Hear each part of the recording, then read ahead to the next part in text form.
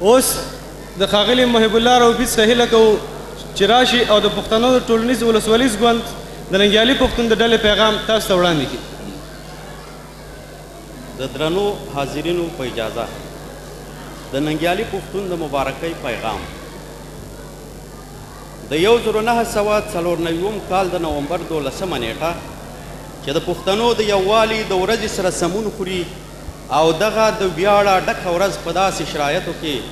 د پښتنو ټولنیز ولسوالیز ګوند لخوا نمانځل کیږي چې له یوې خوا په بره پښتونخوا کې پر افغانانو باندې تحمیل شوي جنګونه زیات شوي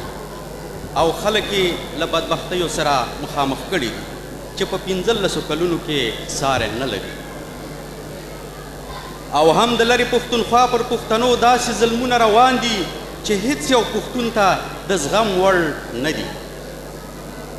په دې سختو شیبو کې چې په افغانستان کې د امن او سولې راوستلو په هکله د ملګرو ملتونو لخوا کومې هلې ځلې روانې دي د پښتنو ټولنیز ولسوالیز ګوند او ننګیالي پښتون لپاره د منلو وړ دي او د قدر په سترګه ورته ګوري.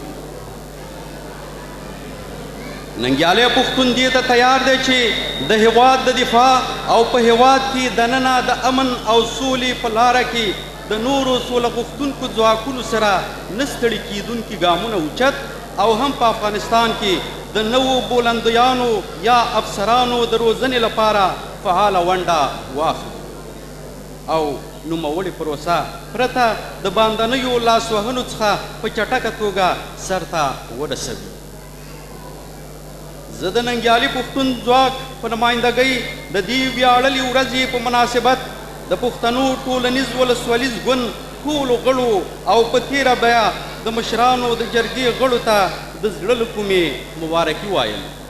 او د پښتنو د یووالي په لار کې ورته لا زیات بریالیتوبونه هیله کوم. د ننګیالي پښتون مسؤل ډاکټر ډګروال حضرت رسول په درناوي.